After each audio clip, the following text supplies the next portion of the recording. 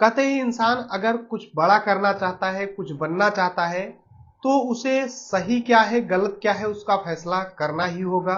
व्यक्ति कितना भी सही काम करे लेकिन उसकी एक गलती उसके सारे सही काम पे पानी फेर सकता है। आज की कहानी में एक लड़की होती है जो कि बहुत अच्छे काम करती है, लेकिन उसकी एक छोटी सी गलती उसके जिंदगी को पूरी तरीके से बर्बाद कर देती है। क्या है पूरी कहानी बताऊंगा इस वीडियो में। नमस्कार दोस्तों, मैं विजय शंकर पाल। इस वीडियो को लाइक करना, चैनल को सब्सक्राइब करना। 31 जनवरी को हमारी वीडियो नहीं आ पाई थी क्योंकि हमारे ग्रैंडफादर के भाई के नाती है, जो कि मेरे भाई लगते हैं, जिनका नाम भोलानाथ पाल है।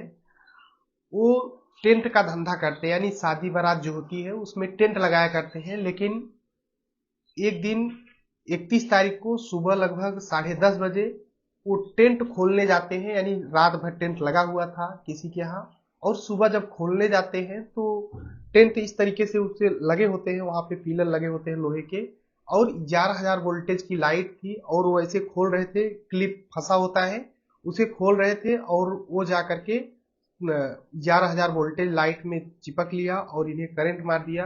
वो इस दुनिया को छोड़कर चले गए।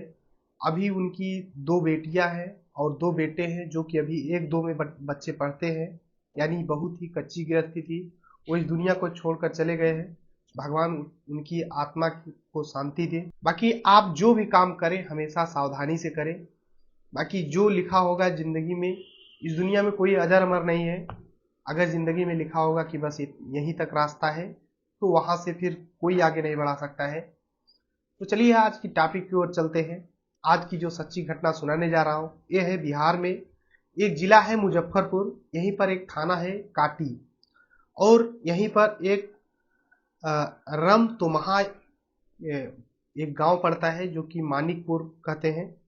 वहीं पे एक उपेंद्र महतो नाम के व्यक्ति होते हैं, जो कि घर के मालिक होते हैं, मुखिया होते हैं। उनकी पत्नी होती है जिसका नाम मीना देवी होता है। उनकी एक बेटी होती है जिसका नाम खुशबू कुमारी होता है, जिसकी उम्र 15 साल होता है, और एक छोटा बेटा है। बेटी बेटा दोनों पढ़ाई कर रहे थे। बेटी बड़ी थी तो हमेशा कहती थी, पापा मैं पढ़ूंगी, आगे बहुत बड़ा अफसर बनूंगी और घर की जो भी गरीबी है पूरा दूर कर दूंगी। और उपेंद्र महतो बोलते थे, बेटी तुम मेरी बेटी नहीं बल्कि बेटा हो, जितना पढ़ोगी उतना मैं तुम्हें पढ़ाऊंगा और तुम्हें बड़ा अफसर जरूर बनाऊंगा। अब बेटी पढ़ाई कर रही थी, अच्छे से मन लगा करके घर पे आती तो खूब मेहनत करती, कोचिंग जाया करती थी। कक्षा 10वीं में अभी पढ़ाई कर रही थी, और कोचिंग से जब आती तो खाना पीना खाने के बाद, घर के काम थोड़ा बहुत करने के बाद वो अपने पढ़ाई में लग जाती थी। रात के 10-10 11 बजे तक पढ़ती थी।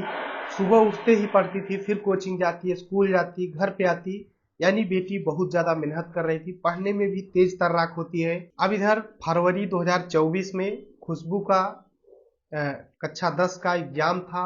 वो अच्छे से पढ़ाई कर रही थी, तैयारी कर रही थी। तभी 25 जनवरी 2024 को खुशबू कोचिंग के लिए निकलती है सुबह, और जब सुबह निकलती है तो शाम हो जाता है, शाम के 8 बज जाते हैं। और खुशबू की माँ जो होती है मीना देवी, वो सोचती है कि मेरी बेटी अभी तक आई क्यों नहीं। वो पास में और जो लड़कियां पढ़ती थी उनसे पता करती हैं, तो वो लोग बोलती है कि हम नहीं जानते, पता नहीं कहाँ गई। और फिर आसपास मीना देवी पता करने की कोशिश करती, मेरी बेटी आखिर गई कहाँ, क्योंकि मोबाइल भी नहीं ली थी तो फोन भी नहीं कर सकते थे। अब तमाम जगह पता करने की कोशिश की जा रही है, लेकिन कोई पता नहीं चल रहा है। तभी जो खुशबू के पिताजी होते हैं वो अपना साइकिल उठाते हैं और सीधा कोचिंग पहुंचते हैं। जब कोचिंग पहुंचते हैं देखते हैं कि कोचिंग बंद है और वहां पर बेटी है नहीं। वहां पे आसपास पूछा जाता है लेकिन कोई पता नहीं चलता है। एक शारदा कोचिंग सेंटर होता है जहां पे एक विवेक सर होते हैं, वही कोचिंग पढ़ाया करते थे। लेकिन जब विवेक सर के पास फोन लगाया जाता है तो विवेक सर बोलते हैं कि आज तो कोचिंग बंद थी, तो फिर हम कोचिंग आए भी नहीं थे पढ़ाने, तो हमें नहीं पता कहाँ गई खुशबू। अब तमाम जगह पता करने की कोशिश, जो विवेक सर होते हैं वो भी अलग अलग जगह फोन करते हैं, पता करते हैं, लेकिन कोई भी पता नहीं चल रहा था। टाइम बीतता जा रहा था, रात के 10 बज चुके थे, लेकिन खुशबू का कोई पता नहीं चल रहा था। अब इधर 26 जनवरी आ जाती है। 26 जनवरी को एक डेढ़वा के लीची गाछी एक बगीचा होता है। उसी बगीचे में कुछ लोग सुबह सुबह जब टहलने के लिए जाते हैं तो देखते हैं कि कुछ चिड़िया सुबह सुबह उस बगीचे में जमीन पे बैठी हुई हैं और कुछ बहुत तेजी से कुत्ते वहां पर दौड़ रहे हैं आसपास। तो लोग सोचते हैं कि आखिर बगीचे में तो सब खेलते थे, यहाँ पर क्या है ऐसा कुछ। तो लोग जाते हैं वहां पे, जब पास में जाते हैं तो देखते हैं कि एक लड़की है जिसकी उम्र लगभग 13 से 14 साल है और लगभग 15 साल उम्र बताई जाती है। और उसके कुछ हाथ दिख रहे थे, हाथ मुंह दिख रहे थे, जमीन में गड़ा हुआ था, कुत्ते कुछ खन दिए थे जमीन को। अब लोग जब देखते हैं तो और लोगों को बुलाते हैं। देखते ही देखते भारी संख्या में लोग इकट्ठा हो जाते हैं और किसी ने पुलिस को फोन कर दिया। मौके पर पुलिस आ जाते हैं, थाना प्रभारी अरविंद कुमार होते हैं वो आ जाते हैं और उस पूरे जो लाश होती है उसे अपने कस्टडी में ले लेते हैं। और जब उसे खनवाया जाता है मिट्टी को तो पता चलता है कि उस लड़की के गर्दन कटे हुए थे, सीने से कटा हुआ था और नीचे यानी कई टुकड़ों में लड़की वहां पर दफन थी। अब उसका फोटो लिया जाता है, वहां पे मौजूद सभी लोगों से पूछा जाता है क्या आप लोग पहचान रहे हो। तो वहां पे सभी लोग बोलते हैं कि हमें नहीं पता ये लड़की कौन है। पुलिस उस लाश को थाने ले आती है, आसपास लोगों को सूचना देती है, लेकिन सभी लोग बोलते हैं हमें नहीं पता कौन है। तभी ये लाश को पोस्टमार्टम के लिए भेज दिया जाता है और पोस्टमार्टम हाउस में ही रख दिया जाता है। और इधर पता करने की कोशिश की जा रही थी कि आखिर ये लड़की है कौन। तभी 26 तारीख को जब सुबह होता है तो जो खुशबू के पिताजी होते हैं ये सभी जगह पता करते हैं, खुशबू का कोई पता नहीं चल रहा था। तो ये थाने जाते हैं, गांव के कुछ लोगों के साथ थाने जाते हैं। तो थाना प्रभारी अरविंद कुमार होते हैं और उनसे पूरा हुलिया बताया जाता है कि हमारी लड़की लगभग 14 से 15 साल के बीच में उसका एज है, कक्षा 10वीं में पढ़ती थी, कोचिंग गई हुई थी और शाम से ही कल गायब है। कल सुबह कोचिंग गई थी तभी से गायब है और टीचर जो है वो बता रहे हैं कि कोचिंग बंद थी। तो अरविंद कुमार उसका गुमशुदगी दर्ज करते हैं और बोलते हैं कि कल आज सुबह सुबह मेरे को एक लाश मिली हुई है और पोस्टमार्टम हाउस में रखी हुई है, जाइए आप लोग देख लीजिए, हो सकता है कि वही हो। और जैसे ही खुशबू के पिताजी वहां पे पोस्टमार्टम हाउस जाते हैं और मीना देवी जो माँ होती है वो भी जाती है और जैसे ही वो उस डेड बॉडी को देखते हैं लोग रोने पीटने लगते हैं, बोलते हैं तो मेरी ही बेटी है, ये क्या हाल हो गया, कल तो सही सलामत ही आई थी पढ़ने के लिए, गई थी घर से और खुश थी, फिर हुआ क्या। अब पुलिस जो थी वो पूरे मामले को दर्ज करती है। अब पुलिस के सामने सवाल था क्या कि इस लड़की के साथ ऐसा किया तो किया किसने। पूरा मामला दर्ज कर लेती है पुलिस और जांच पड़ताल करने लगती है। पुलिस खुशबू के जो पिताजी होते हैं उनसे पूछती है कि आखिर आपका किसी से विवाद तो नहीं था, झगड़ा तो नहीं था। तो ये बताते हैं कि साहब हम गरीब लोग हैं, अपना मेहनत मजदूरी करते हैं, किसानी करते हैं, हमें किसी से क्यों झगड़ा होगा। अब पुलिस अलग अलग एंगल से जांच पड़ताल कर रही थी लेकिन कोई भी रता पता नहीं चल रहा था। तब पुलिस शुरुआत से जांच पड़ताल करती कि आखिर ये कोचिंग गई थी, वहां से मार्केट गई होगी हो सकता है, तो मार्केट के सभी सीसीटीवी कैमरे निकलवा लिए जाते हैं और तभी सीसीटीवी कैमरे में दिखता है कि लड़की किसी के साथ बाइक से जा रही है। अब जो पुलिस होती है उसका स्क्रीनशॉट निकलवाती है और किसके साथ बाइक में बैठी हुई है ये पता करने की कोशिश की जाती है। तो कुछ लोग कोई बता नहीं पा रहा था कि घर वाले पहचान रहे थे कि ये लड़की मेरी ही है, बैठी है बाइक पे, लेकिन ये कौन बैठाया है ये नहीं पता है। अब पुलिस बार बार पता करने की कोशिश कर रही थी, तब सब जगह पहचान कराया जाता है लेकिन नहीं पहचान चल पा रहा था। तब ये पता लगाया जाता है कि आखिर ये कोचिंग गई थी, किसने बोला था कि कोचिंग ओपन है, जब कोचिंग बंद थी तो कोचिंग गई क्यों थी। तो विवेक सर के पास फोन किया जाता है क्योंकि विवेक सर के पास कोचिंग पढ़ती थी। तो बताते हैं कि कोचिंग बंद थी, मेरे को पता नहीं है। तो विवेक जो टीचर थे उनसे बोला जाता है ठीक है एक फोटो भेज रहा हूं, इसको पहचानो कि ये किसके साथ बैठी हुई है। उनके पास जैसे ही वो फोटो भेजा जाता है तो वो फिर रिप्लाई नहीं देते हैं। तब पुलिस उन्हें बुलाती है जब बुलाती है तो वो वहां से फरार हो जाते हैं। अब पुलिस का जो डाउट था वो कंफर्म में बदल चुका था। विवेक को हर हाल में गिरफ्तार कर लेती है पुलिस। अब उनसे पूछताछ की जाती है और फोटो भी मिल जाता है, तो ये तो कंफर्म हो जाता है कि इन्हीं के साथ बैठ कर गई थी। तो पुलिस पूछती है कि तुम्हारे साथ वो बैठ कर कहाँ गई थी और इसके साथ हुआ क्या और क्यों हुआ। तमाम सवाल थे। विवेक इधर उधर की बातें कर रहा था, बोल रहा था साहब हमें नहीं पता है, हम तो जा रहे थे मार्केट से और बोल रहे थे कि हमें ले चलो, छोड़ दो सर, हमें जाना है मार्केट, बैंक में जाना है। इस तरीके से तो मैं तो बैठा लिया था, बाकी मुझे कुछ नहीं पता, उतर गई थी। अब पुलिस लेकिन उसके भाव जो थे डरने जैसे थे, तो पुलिस सख्ती से पेश आती है। जो विवेक टीचर होता है वो पूरी तरीके से डर जाता है और एक कहानी सुनाता है।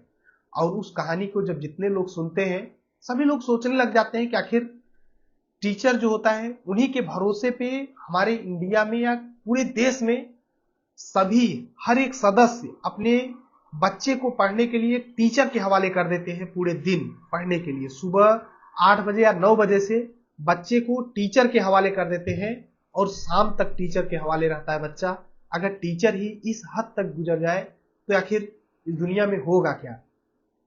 वो विवेक बताता है कि 2022 में कोचिंग तो पहले से पढ़ाता था, लेकिन 2022 में जो लड़की है कक्षा 9वीं में कोचिंग पढ़ने के लिए आई थी और विवेक जिस स्कूल में पढ़ाते थे उसी स्कूल में वो लड़की भी पढ़ती थी।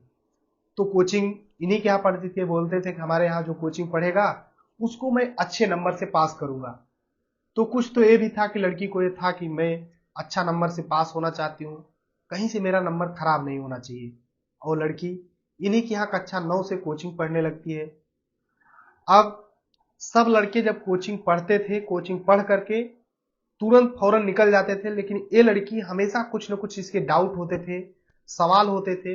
लास्ट में पूछती थी कि सर ये सवाल हमें बता दीजिए, ये कैसे होगा। तो टीचर बाद में भी बताया करता था। इस तरीके से लड़की पढ़ने में बेहद तेज थी। अपने पिताजी से भी बोलती थी कि पिताजी एक दिन मैं बड़ा अफसर बनूंगी और आपकी जो भी गरीबी है, जो भी समस्या है, पूरा मैं खत्म कर दूंगी। तो पिताजी भी हौसला देते थे कि बेटा तुम पढ़ो, जितना पढ़ना है मैं तुम्हें पढ़ाऊंगा। अब ये जो खुशबू होती है 2022 में ही कोचिंग पढ़ती थी। रोजाना सुबह आती थी, कोचिंग पढ़ती थी, टाइम से कोचिंग आती, टाइम से स्कूल जाया करती थी। लेकिन जो विवेक होते हैं, ये जब भी डाउट होता लास्ट में ये लड़की पूछती तो और लड़कों का डाउट क्लियर करके भेज देते, इसका लास्ट में बताते थे। और ये जब लड़की लास्ट में अपने सवाल पूछती थी कि सर ये वाला सवाल हमें बता दीजिए, तो ये विवेक जो टीचर होता है इस सवाल को बताता तो जरूर था, लेकिन कुछ ऐसे बातें बोल देता था जो कि जो खुशबू होती है वो आगे कुछ बोल ही नहीं पाती थी, मुस्कुरा करके शर्मा करके चल देती थी।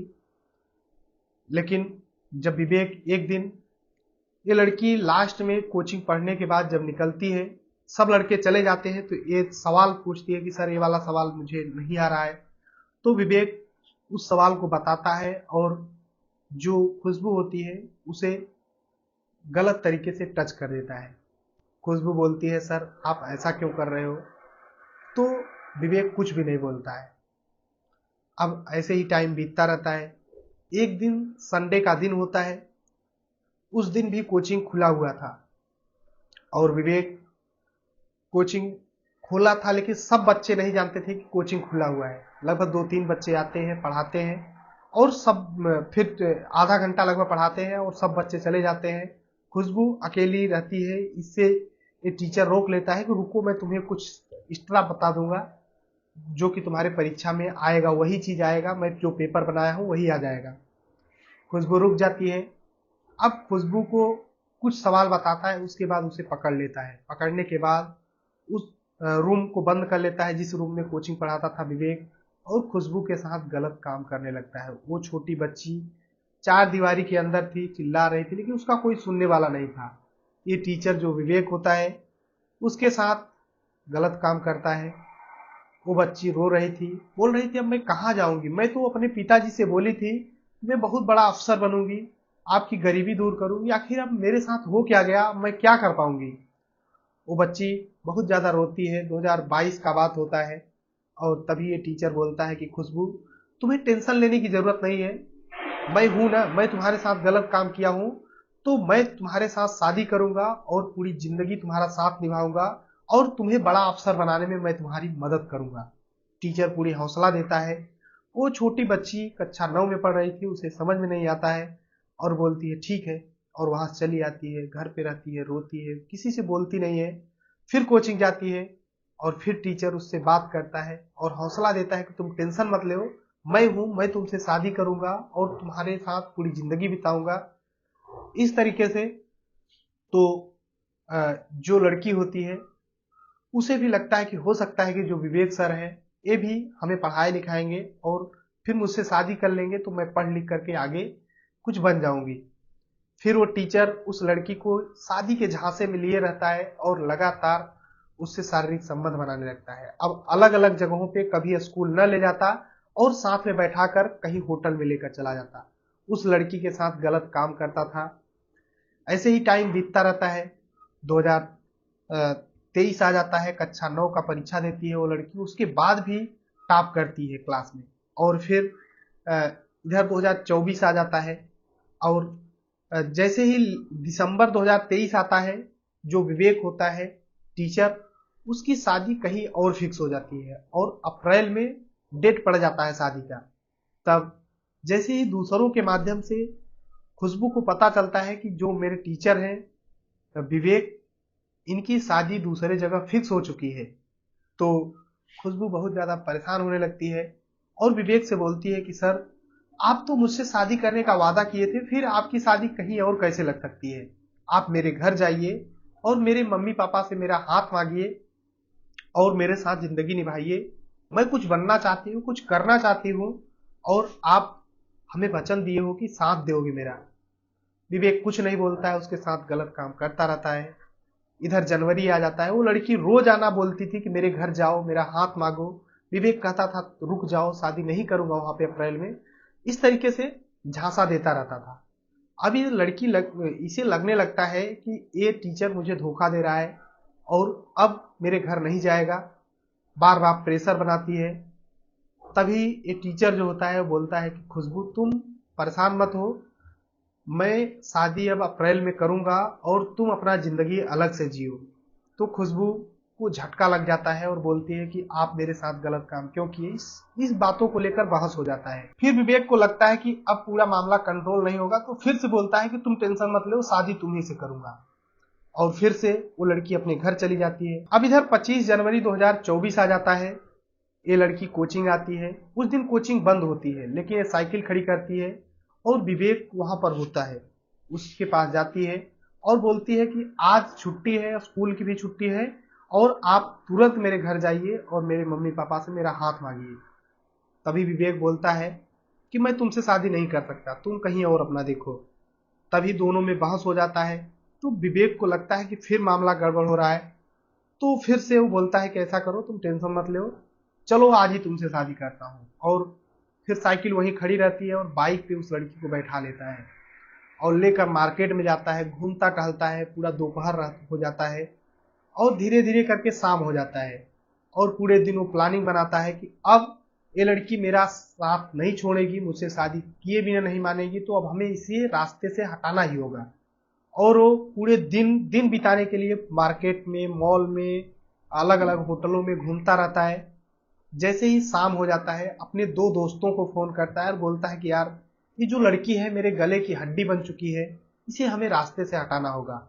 और फिर एक बगीचा होता है, वहां पे रात में ले जाते हैं, 8 बज जाता है और उस लड़की के साथ गलत काम करते हैं। उसके बाद उसे पहले गला दबा करके इस दुनिया से हटा दिया जाता है, फिर अलग अलग टुकड़ों में काट करके उसी जमीन में गाड़ दिया जाता है। और फिर ये टीचर चला आता है और फिर अपने काम में लग जाता है। और जैसे ही इधर खुशबू के माता पिता ढूंढ रहे थे, टीचर के पास भी फोन कर रहे थे, तो टीचर बोल रहा था हमें तो पता ही नहीं है, कोचिंग बंद है, मैं तो घर पे हूँ। सुबह जैसे ही वहां पे ज्यादा तो गड़ा नहीं था अंदर, तो कुत्ते जो होते हैं वो जमीन को खनने लगते हैं। सुबह लोग देखते हैं लाश थी, पुलिस आती है, ले जाती है और कहते हैं क्राइम करने वाला कितना भी शातिर हो, लेकिन वो कोई ना कोई सबूत छोड़ ही देता है। आखिर पुलिस इसे पकड़ लेती है। पकड़ने के तो अलग अलग माध्यम थे। बाकी एक टीचर जो होता है, गुरु होता है, बच्चों का एक प्रकार से संरक्षक होता है, क्योंकि अगर रात में माँ बाप उन बच्चों के साथ में है तो दिन में टीचर उनके साथ में होता है। लेकिन अगर टीचर ही इस हद तक गुजर जाए तो फिर इस दुनिया में क्या होगा, ऊपर वाला ही जाने। बाकी अपनी राय जरूर देना है। पूरी कहानी सुनाने का उद्देश्य किसी को परेशान करना है, दुख पहुंचाना ही है, बल्कि आप सभी को जागरूक करना है। जहां भी रहे अपना और अपनों का ख्याल रखें, और जहां भी अपने बच्चों का एडमिशन कराएं पहले पता कर लें कि हाँ वहां के टीचर कैसे हैं, कैसे नहीं है। हर एक चीज जहां भी कोचिंग पढ़ाते हैं वहां भी बच्चों का केयर हमेशा करें, ताकि आप जिंदगी में खुश रह सको, बच्चे भी खुश रह सके। बाकी आप अपनी राय देना, चैनल को सब्सक्राइब करना। मिलते हैं नेक्स्ट वीडियो में, तब तक के लिए जय हिंद, वंदे मातरम।